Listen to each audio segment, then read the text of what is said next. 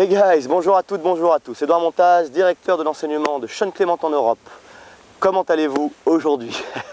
Alors, on va continuer encore une fois à vraiment parler d'un fondamental important encore une fois, c'est-à-dire le grip. Donc, vous avez vu déjà mes deux vidéos sur le grip fort et le grip faible. Vous savez que je suis vraiment à fond pour un grip fort. Et l'exercice du marteau va pouvoir vous le faire comprendre. Si on rentre dans le contexte de mettre un clou dans une porte, ou plutôt là, dans un petit cadre. Donc j'imagine un clou qui dépasse de mon club de golf. Je vais donc instinctivement, si je suis droitier, prendre mon marteau comme ça et venir mettre des coups de marteau verticalement ici.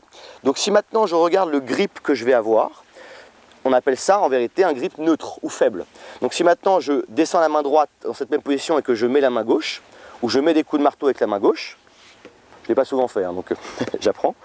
Je vais donc mettre mes deux mains en place et obtenir un grip qu'on appelle neutre ou faible. Ça, c'est un grip merveilleux avec le marteau si vous voulez taper verticalement vers le sol. Mais au golf, on va vers une cible. Donc, en l'occurrence, pour l'exercice, le clou n'est pas au-dessus, mais le clou dépasse par là, dans ce sens-là. Donc, je vais le faire avec ma main pour que vous compreniez bien, par ici. Donc, je vais venir mettre un coup de marteau dans ce sens-là. Et ce qui est fascinant pour mes élèves à qui je fais faire cet exercice tout le temps, c'est que instinctivement, ils passent d'une position verticale et ils tournent en main pour avoir une position plus à l'horizontale, d'accord? Et là, la main tourne. Et lorsque votre main tourne, vous avez donc accès pour pouvoir rentrer votre coup de marteau ici. Et regardez comme le langage corporel est en réaction.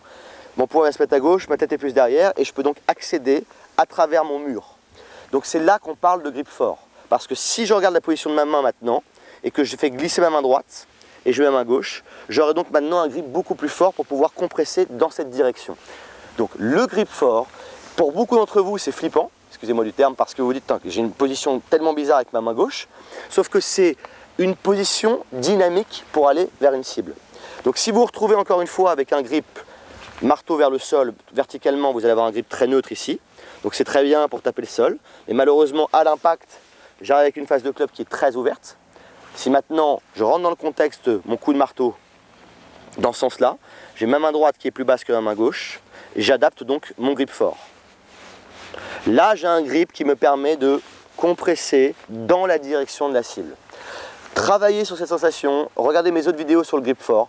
Vous devez, quand je vous vois sur le practice, je dois vous voir avec un grip fort.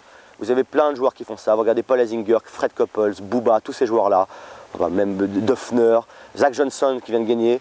Tous ces joueurs-là ont un grip fort. Vous avez très peu de joueurs du tour qui ont un grip neutre ou faible.